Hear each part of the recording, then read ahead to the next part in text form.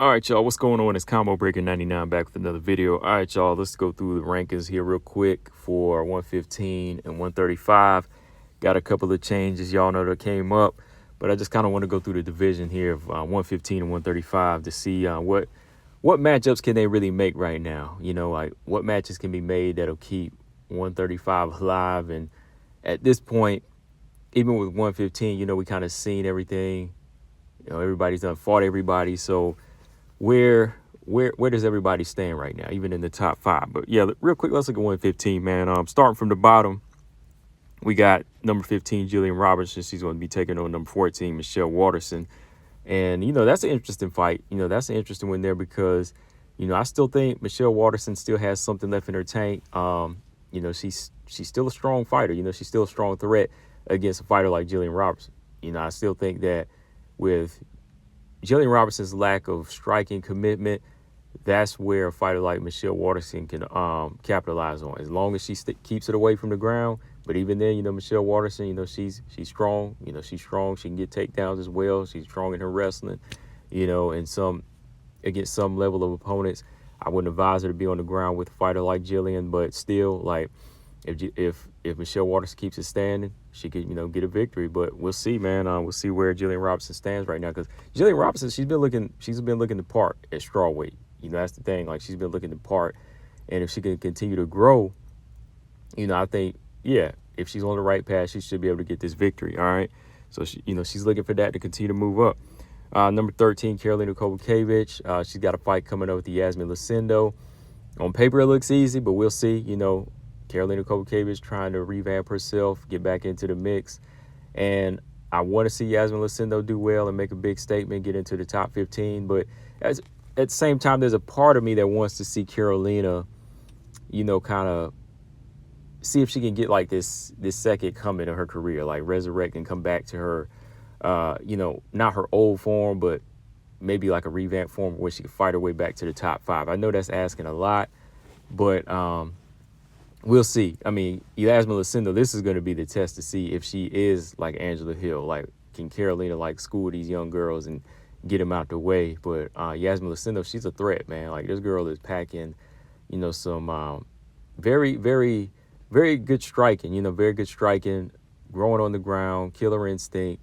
Really got a lot of dog in her. You know, she's a young buck too, so I think this could be her coming out. This could be her coming out party where she's gonna go in there and maybe get a stoppage, or maybe even hurt Karolina. You know, so we'll see about that one too. That's a good one. Number 12, you got Angela Hill still.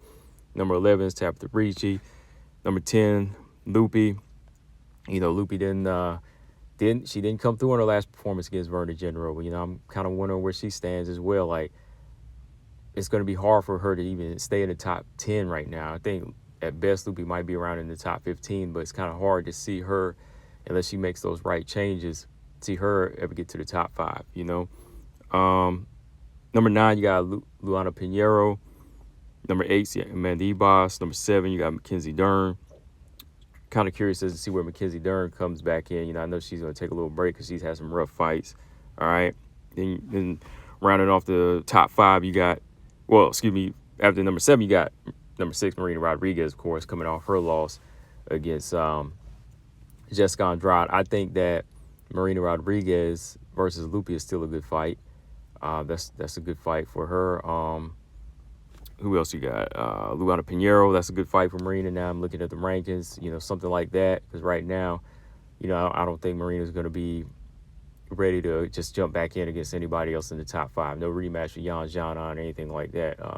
That loss against Jessica Andrade, you know, I think she just got to go back and get some work in. All right, now rounding out the top 5, you got Verna Jandiroba, who just called out Weili again. You know, she said she wanted the title shot after beating Loopy. And after that, you know, she posted a picture of her and Weili, said, hey, you know, let's do this. She wants to fight Weili now.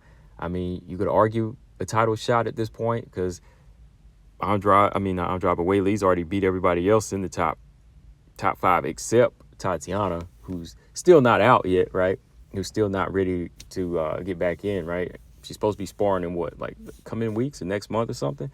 So, yeah, just looking at that, man, Verna Jandiroba, she could be title shot ready, right, at this point. She calling for it. Nobody else is ready right now. Or Verna versus Suarez. That's still a fight they can make in June to decide that. And I think that would be the perfect turnaround time. Weili come back maybe late summer because it's April now. She could come back in September or October. Let Verna and Suarez fight in June, and then boom, they could come back that 3 or 4 months later, right? Number 4, you got Jessica Andrade. Her win off Marina got her talking. She wants a title shot again as well. I still see Weili winning that fight. I didn't see anything, too different from Jessica Andrade in that one. Number 3, you got Amanda Lemos. Wondering who they're going to match her up against next. Maybe Jan. Maybe Jan's on now. Number 2 is Jan's on. Number 1 now. Number 1 contender is Tatiana Suarez, right? She got moved up there without having to fight up there. I mean, because everybody else has fought her. They've been getting knocked down, so it rotates her up the top, right? But I know it looks interesting on paper, and that's a fight I always wanted. But, man, like, I just don't know what type of shape she's in physically right now. Tatiana Suarez coming right back into the mix off an injury against a champion who's always evolving, And, with what Weili's been improving in, it just kind of makes you say, will Suarez be ready off top? Like, 100% focus Suarez, of course. Don't get me wrong. See, I'm a realist now. Look, I'm a fan of Tatiana Suarez, and I believe that if Tatiana Suarez was 100% or close to 100%, she could win that fight against Weili. But we're talking about a Suarez who's only fought, Montana De La Rosa and Jessica Andrade, right? Was there anybody else she's fought since then? That's about it, right? That's the only 2 fights that she's had since her return. So, and now she has another injury. So, are we still basing her off of 2019 that she can just come in and beat Weili? No, man, because every fighter has to improve, right? And if Weili has to improve, so does Suarez. So, I still think that Suarez has to get in another fight. I think she still has to get in another fight and let it be the Verna Jandiroba fight. Reschedule that fight or reschedule Lemos. Any of those fights. Like, any of those fights you can mix up at the bottom are good right now. Lemos versus Jan. Tatiana versus Suarez. Lemos versus Suarez. Jan versus Jandiroba. Any of those fights are good right now. But I probably have to think on it before I really give you my thoughts on who would block it in and be able to get that title shot. But, yeah, that's the strawweight division right now. Of course, the champ is Weili. The champ still looking like the best fighter right now, the complete fighter. She got dropped a couple times against Jan Xiaonan, but she still has enough in her tank to beat these other fighters because, I mean, with what she was able to do, that shows she just has a higher IQ. She might have got dropped. The chin might have been a little... It might have deteriorated a little bit from taking big shots and being in wars with fighters like Joanna. But, she still had enough to make the adjustments and win the fight. All right? So, she's still the best fighter in the division right now. All right? Now, let's look at your bantamweight division here. Let's look at your bantamweight division because everybody's talking about this division now that Kayla Harrison's here. So, got a couple of new inductees, right? Well, GDR got inducted last week, right, off her win or loss to Norma Dumont, which I think is crazy. So, yeah, let's talk about that first. Coming in at number 15 is GDR off her loss to Norma Dumont. I think that's a little crazy. Whereas, Nora Cornell, she defeated Melissa Mullins by second round finish, who was ranked number 15. So you would think Nora would get ranked, right? And maybe GDR would stay on rank. I know this is because GDR is more experienced and been around longer, but still, you lost to Norma Dumont. You weren't ranked anyway, so how do you get ranked off that? I don't know. All right, so GDR is coming in at number 15. Chelsea Chandler at number 14. 13 is Julia Avila, Yana Santos, 12. 11 is Panny Kianzin. Now in the top 10 is Norma Dumont, Kira Rosa, Misha Tate's 8, Macy Chase on 7, Holly's in there at 6. And coming in at the top 5, Irene Aldana, number 5. And number 4, new entry is Kayla Harrison off the strength of her win over Holly, who was number 5 last week, right? So, yeah, let's stop at Kayla Harrison. So what's next for Kayla? She's close. She's close now. She's close to a title shot. Everybody wants to see her fight for the belt now. I mean, at number 4, with what's going on in the division, I could see casual fan-wise, you want to satisfy the casual fans, and you would say, yeah, give her a title shot. But not me. Like, I still want to see her have to fight maybe one more fight. You know, one or two. Where she stands right now, I'd like to see her fight a couple more fights just to make it interesting. Like, come on. Because the minute she goes in there and blasts Rocky out or something like that, people are going to say, oh, this is boring again. And then they'll want to, say, oh, she doesn't belong here. So let's make it interesting. Put her in there with somebody that is big, like Norma Dumont or Macy Chiasson. Let's see some of those fights. Because, Macy's been around a while. Macy was calling for a title shot. Now she's back in the mix, so she wants to fight her way back up. So make some of these fights happen, right?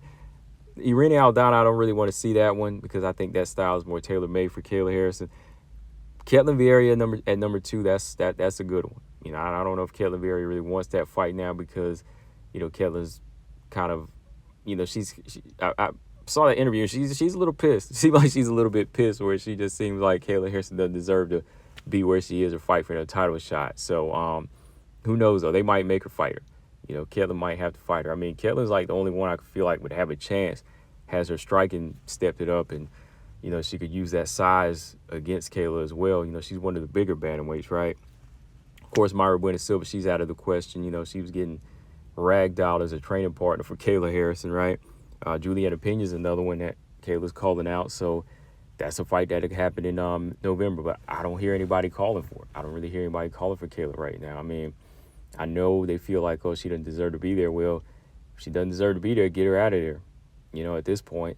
So, yeah, at Rocky Pennington as the champion, I don't really think, Rocky has to fight her.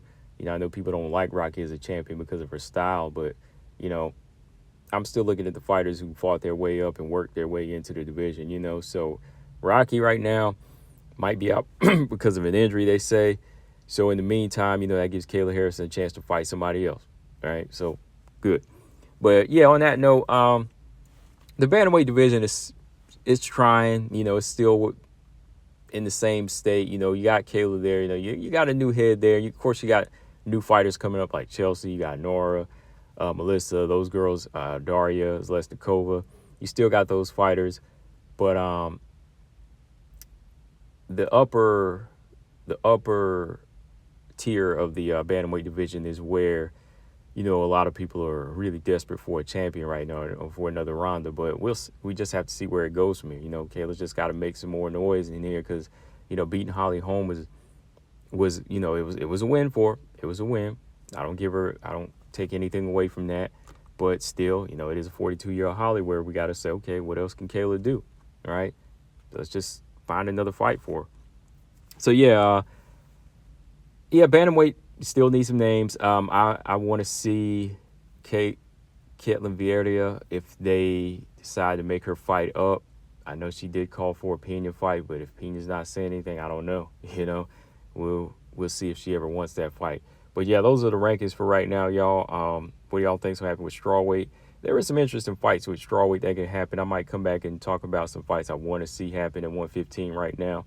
And as for bantamweight, any opponent involving Kayla right now is interesting. For me, I still think one that just interests me, the matchup that interests me is Norma Dumont versus Kayla Harrison. Number aside, whatever numbers are beside them, I don't care. But I think that's one that interests me because, Norma Dumont, she's been here for a while too.